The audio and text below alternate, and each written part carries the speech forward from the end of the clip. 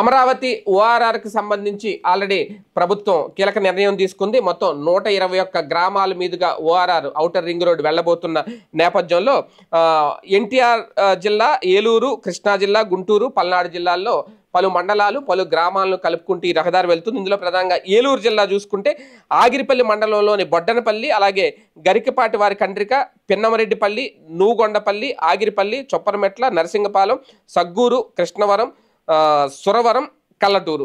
ఒక రకంగా అప్పట్లో ఆగిరిపల్లిలో స్థలాలు చాలా రేట్లకు అమ్ముకున్నారు. తర్వాత మధ్యలో ఆగిపోయింది జగన్మోహన్ రెడ్డి గారు వచ్చిన తర్వాత.